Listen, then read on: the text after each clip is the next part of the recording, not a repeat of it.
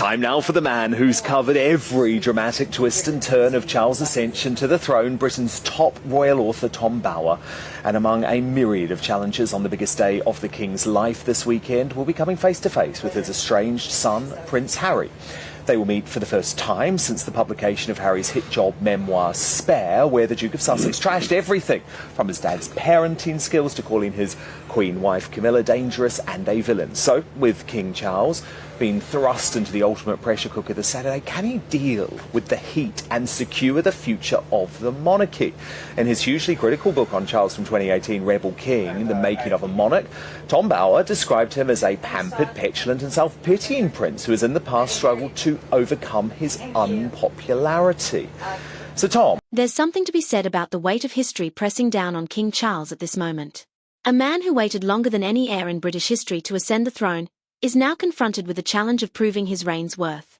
But here's the fascinating thing. History suggests that monarchs who begin their reign under public doubt often become the most transformative.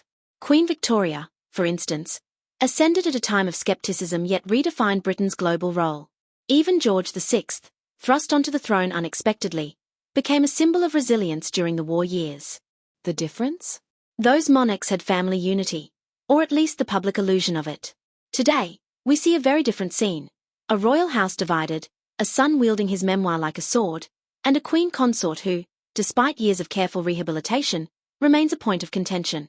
And speaking of the queen consort, let's talk about Camilla. This is where generational perspective makes all the difference. For those of us who remember the youthful, hopeful days of Charles and Diana, it is impossible to forget the sense of betrayal that surrounded the breakdown of their marriage. But let's consider something often overlooked. Has the King changed enough since you penned that damning assessment to save the British monarchy? Well, I think the book gave him a great shock, and undoubtedly he took note of what I said, all the criticisms that many people who worked for him gave me, that he was a petulant, self-indulgent man who would never listen to the advice if it didn't suit his own prejudices, and fired people who didn't agree with him. But I think he has moderated his manner. But let's face it, tomorrow, the coronation really is a charade in the sense that Charles has orchestrated the lot. He's orchestrated his image, he's orchestrated this great love match with Camilla, and there are many people, and Burrell, of course, is one of the many people who see Camilla as a cruel woman, and Charles is cruel also to Diana. But I think the media in Britain has decided that they've got to support the King because we need a monarchy, and so Charles, to that extent, has been hugely successful. 20 years of manipulating and managing his image, especially after my book came out, when he completely changed the way in which he did operate, especially on the finances, especially his travel, especially on the sort of luxuries which he indulged with. He just cut that out from the public view. And so Saturday, in fact, will be a celebration. But really after that, the honeymoon is over. I think then King Charles. Camilla wasn't simply a scheming figure in the shadows. She was, and always has been, a woman who was never allowed to be the first choice, despite being the most fitting choice. The establishment didn't permit it, society didn't approve of it, and ultimately, Charles himself didn't fight hard enough for it until it was too late. Now, the irony is thick. The very institution that once deemed her unworthy now defends her position. But the scars of the past don't heal overnight, especially for a son who views her as the root of his mother's suffering. But does that make Harry's bitterness justified? Or has he lost sight of the greater picture? Prince Harry's public reckoning with his past has been nothing short of relentless. But here's a question. How long can one wage war on history without becoming its prisoner? Let's consider the words of Winston Churchill, who famously said, "Those who never change their opinions never correct their mistakes." Harry, it seems, is entrenching himself further into a singular perspective, one that sees himself as the eternal victim, regardless of how much time has passed or how many apologies have been issued. The past is a painful place to live, and yet, that is precisely where he has chosen to set up camp. The tragedy? He is blind to how history will judge him in return. In seeking to dismantle the institution, he may well be ensuring that he is remembered not as the prince who changed the monarchy, but as the one who turned his back on it. Now, here's where it gets even more interesting. The media, particularly in the UK, is walking a tightrope. On one hand, there is a clear push to support Charles and the monarchy, perhaps out of a sense of duty, perhaps out of an understanding that stability is preferable to chaos. On the other hand, Republican sentiment is creeping into the conversation. Polls indicate a growing ambivalence among younger generations. But let's be clear, the British monarchy has faced existential threats before. The abdication crisis of 1936, the scandals of the 90s, even the tragic death of Diana. Each time, the institution has recalibrated and survived. The real question isn't whether the monarchy can endure. It's whether the public still sees it as relevant. He'll have to prove himself. Because certainly the broadcast media, Tom, I mean, they seem out to get the British monarchy. ITV News tonight running a big poll talking about a wave of republicanism sweeping the country. There's definitely that vibe on the BBC and Sly 2. So while I think you're right, the newspapers certainly support Charles and Camilla, I think he's got a rocky road ahead, which brings us, of course, to the rocky road of Harry and Meghan, who have caused so much damage, especially internationally, and this weekend Charles and Camilla have to come face to face with this guy. How's that going to work? Well, we don't know actually where Harry's going to be seated. No. Seated in the Abbey, and I wouldn't be surprised if he's seated completely out of their eye line. I'm sure that's what both the King and the Queen Consort have asked for. But the point is that from Harry's point of view, Camilla really was the woman who made his own mother very, very unhappy and behaved very badly towards Diana. And there's no doubt that this is not the great love match. Her great love was for Andrew Parker Bowles, and that didn't work out. So I think to an extent, Harry has an argument and some truth in that his stepmother, so to speak, has not been the greatest asset in his own life. And she did cause problems for his own mother. And from Charles's point of view, he wasn't a great father when Harry had lost his mother. He abandoned him a lot. And so he feels guilty. But of course, Harry has been phenomenally disloyal. He has behaved appallingly for a grown man to treat your father, especially the king and everything else, and the country the way he has. So I think it's going to be very, very difficult for King Charles, but I'm sure that they'll manage it, that if Harry does turn up and doesn't, by some fluke, miss his plane in LA or get grounded by fog in Iceland, that somehow he won't have a role, he won't be present during that whole ceremony.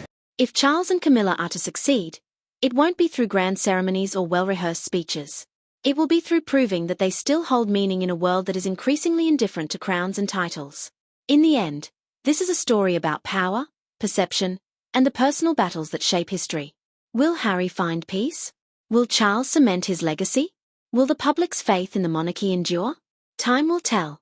But if history has shown us anything, it's that the royal family, whether revered or reviled, remains one of the most compelling soap operas in the world.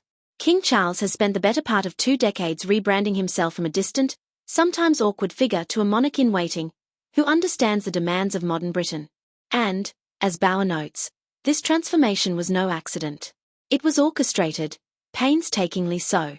But let's step back and examine the machinery behind this image overhaul.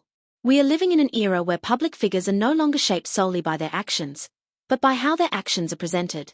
The royal family, once insulated by tradition and discretion, now operates in a world where every move is scrutinized in real time, from palace press releases to tabloid speculation to viral social media trends. The danger? The harder one tries to control the narrative, the more fragile it becomes. We've seen this before. The Windsors tried to manage Diana's image, and it backfired spectacularly. They tried to contain the fallout from Andrew's scandals, and the damage only worsened. Now, Charles faces a new challenge, maintaining the balance between being a king for the modern era, while still upholding the mystique that has sustained the monarchy for generations. But with Harry airing the family's grievances like a 24-hour news cycle, can that balance truly hold? Well, what do you make of this report from The Spectator today, Tom, that the Queen last year at Balmoral at a dinner party referred to Meghan as evil and said that she could see right through her? Well, I do think that she was very disparaging. And I think I had quite a few bits about that. Well, of course, you said, you revealed on that on the day of Prince Philip's funeral, she said, thank goodness Meghan's not coming. Well, that was the Queen. Yeah, that was exactly. The Queen. And the real Elizabeth the Queen, not the pretend, no, exactly. not the pretend Queen. Don't be naughty, Tom. But no, I do think that. Harry has behaved appallingly towards Camilla. He's the Queen. He's said some terrible things, and it was unnecessary. And I can believe that she lost her temper with him or lost her cool with him. And the sort of thing that Camilla would say is, quite frankly, that he has behaved atrociously. And that is, of course, before she read or heard what he said about her in the book, which was really very uncharitable, unnecessary. It's interesting, isn't it, though, because I think we can say that Charles and William's once fractious relationship has certainly improved over the past couple of years. It almost feels, Tom, like having a common enemy in Harry and Meghan has brought them together. And looking at all of the polling this week, William and Kate remain Charles's biggest assets, and they're going to play a key role on Saturday. Well, absolutely, and there's no doubt about it that if Charles, which some people believed, had gone off to Italy with Camilla and left the throne to William and Kate, then somehow the monarchy would be infinitely more popular than it is today. Perhaps more importantly, does the public even care as much as it used to?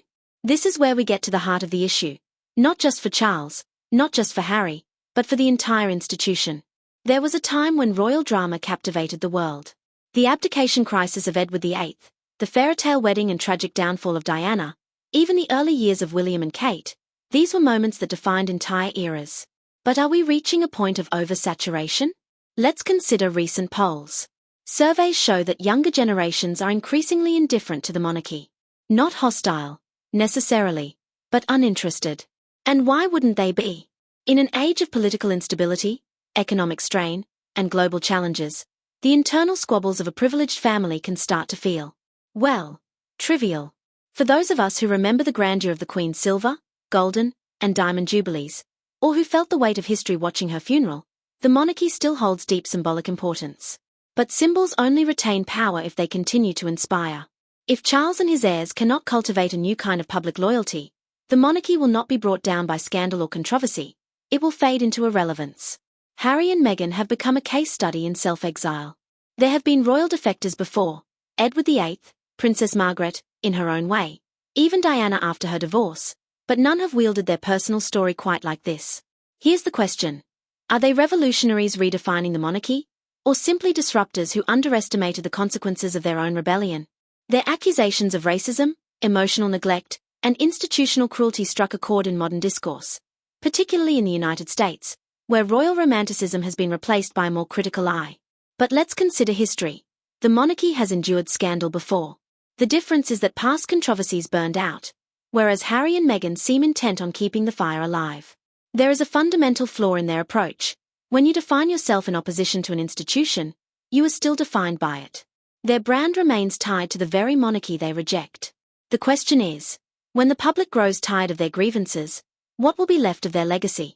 I mean, Charles does have a Herculean task to win over the Republicans and win over the dissenters. But I do think that the Republicans are egging the cake. They're not as popular as people would like to think. They're a tiny minority. I think 70% of this country certainly would vote for a monarchy instead of President Johnson or President Prescott. I totally agree. And you know what?